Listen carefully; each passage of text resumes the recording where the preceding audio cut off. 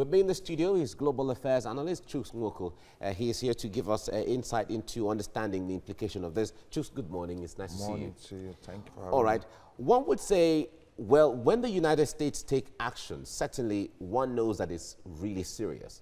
But if we draw it to this, narrow it down to visa restrictions on those who are perceived to have committed some electoral infractions here and there, how weighty is this? Very weighty, and I received that information with shock that it was long in coming. We have always heard them threaten that they will take actions and all that, but they have never been able to do so. This can only be connected to the mindset of Mr. Trump, because in the past we have had Bill Clinton, George Bush, even Obama. You know, they constantly, when things happen, through the former Secretary of State, Hillary Clinton, they would threaten that actions will be taken. But none of those things has ever been even pronounced. No such steps have been taken in the last 20 years, as far as I can remember. So this is the same mindset of the person who is in the saddle right now, President Trump. So I think it's weighty. I want to see how far they can go. But beyond that, I think that if they're in support of Nigerian democracy, and this is why they're taking this action. I don't know what they're going to do with Egypt. I don't know what they're doing with Saudi Arabia. I don't know what they're doing with other nations who are friends with the United States and who are not really practicing the American version of democracy. But for me as a Nigerian, I think it's a welcome development. And I guess a lot of Nigerians are delighted to hear the news. But what impact will this have really on the issue of stopping people or preventing people or acting as a deterrent to people who are involved in electoral fraud or malpractice? What must be understood is Nigeria has a huge resources. What must be understood is that here we have laws, and our laws are not effective. So why not? They will sit down here and find other places where they can go and enjoy whatever it is that they get out of our economic system. But my major issue is not about the politics now, about the positive effect it's going to have in our economy. Probably our politicians who are going to be affected will be able to sit down here and invest whatever it is that they have stolen or taken from the system in our economy. But the issue, but others will think, well, if I don't go to the United States, there are other places in the world I can go to. Absolutely. But Trump, what you must recognize is that Trump has seen the effect of these things in the United Kingdom, where people go to buy all property. And he has also seen it in United States of America. But he is the only man that have come after African leaders who deprive their citizens of their wealth and resources and bring it to America. He is angered by that type of behavior by leaders who come from countries where you have huge resources and wealth, and they filter it away by this violence that is perpetrated and corruption and all that. So I haven't heard a very strong leader, stand against that type of bad behavior. But for our politics, I don't see how it's going to have an effect. Why don't they will go to other countries? Right. Thank you very much for joining us, Chuks Nwoko. Thank you for having me. Thanks for your insight. As analyst Chuks Nwoko is here with me in the studio to talk about this development. Good morning. Morning to you. Right. We're seeing the U.S. playing true to type, because it had already threatened before the elections that it would do this. And it said it was disappointed with the outcome, talking about people being disenfranchised with the spate of violence.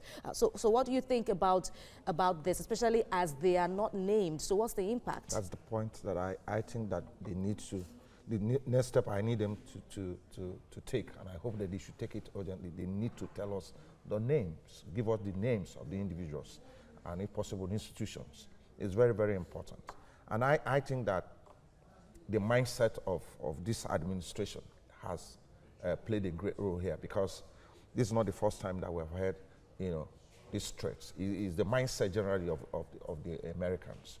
But at this time, it's just generally President Trump's mindset that is coming to play. And we need them to give us the names. Because when you read that report, they're almost at the verge of giving the names. Why don't just give you the names so that we know where we're headed? But you talk about mindset, and yet that statement says the government of America would still work with the new government of President Buhari. it exonerates INEC, or what's your summary? What do you think? I think that both INEC, the government, individuals, other institutions that play this role that has led to this promise that have been executed needs to go take it a step further by giving us names. It will pacify Nigerians. It will pacify families that lost their loved ones in this election.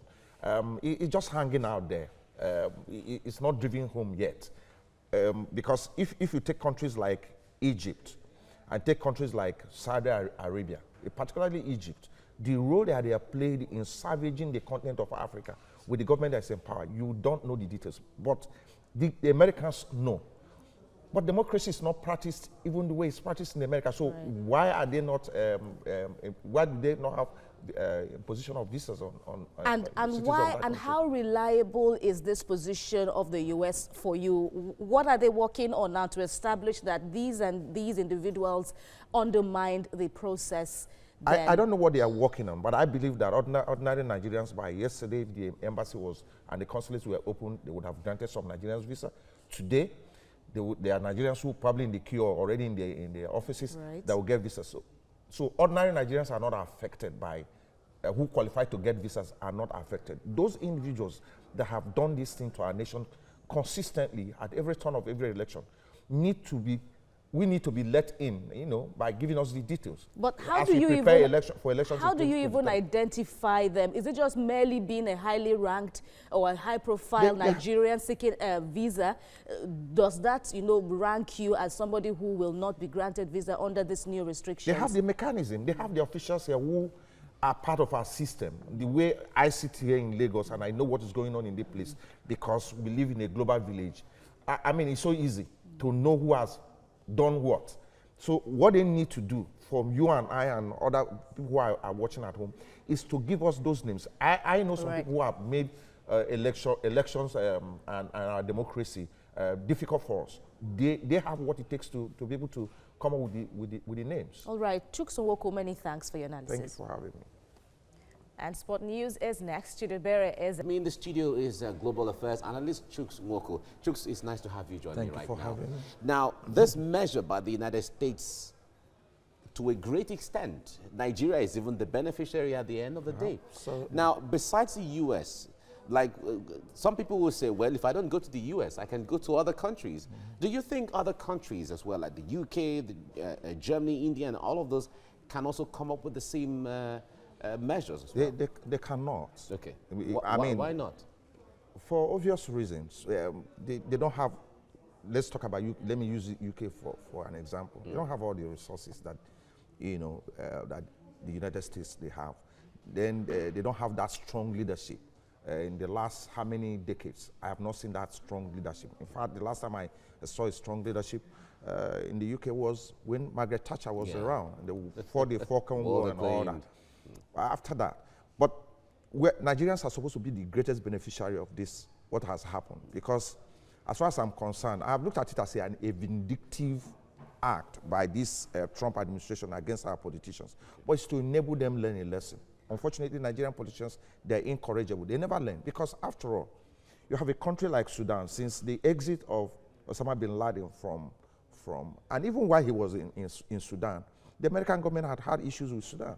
Al-Bashir had sway in that place. They are working very hard to restore relationship because they bring value in terms of dealing with the insecurity and dealing with terrorists and all that. There's a whole lot of work that's been going on for almost 10 years to restore relationships with Al-Bashir. And the military, they are there. They have not imposed sanctions on them. So why is this Nigerian whatever so important that you are imposing sanctions? I believe is to bring economic benefit to all. Let our people stay here, invest their stolen wealth, invest their time in this place, and create jobs for our people. Well, someone would even say they shouldn't have even been stolen wealth in the first place. But the point there is, when it comes to Nigeria itself, there was a time, in fact, there was a bill sent to the National Assembly to ban politicians who are found to have been involved in any kind of electoral fraud, to ban them for 10 years. We have not had the political will. What role can Nigeria itself play? Because all of this signals from the United States is even to the benefit of Nigeria in the first place. The difference is very clear. In the United States, No man is above the law in a place. But we have so many people here who are bigger than the country. The laws are, some of the laws are even there. They are not functional. They cannot be implemented. They are perverted. They have used money. The courts are, you know, all kinds of things go on here. But United States, who used to be a global policeman and all that, but has, you know, lost some of those powers, is beginning to show that it can do this. If they're able to do it and implement it, you know, it will work for us. It will be good for us to do it and implement it. You know, it will work for us. It will be good for us. Nigerians are happy. I am happy. But my happiness will increase if you give us the names of these individuals that intend to punish. What difference would it make? Because it will only amount to shaming them. Because if you well, don't like I said to you in if you don't prosecute them, I just told you that they're incorrigible. Okay. But what else can we say than to encourage and applaud what they have done? But beyond this pronouncement, there's need for them to give us their names. If you're just shaming them, let's start with that. I know that they will go to other countries. There are so many other countries that are vulnerable also, that need the resources. Because we're a very rich country, a very blessed country. But the luck we have, the fortune we have is that you have a Trump who just don't like African leaders who don't recognize that these resources that we have here, that we are blessed with, that is supposed to be used for us. That's the difference. Okay. After all, he's not the first president that has threatened to deal with our politicians. Exactly. So he's just acted because that is the mindset that he has. All right. Chuks Moko, thank you so much for coming on the program. Thank you. Right.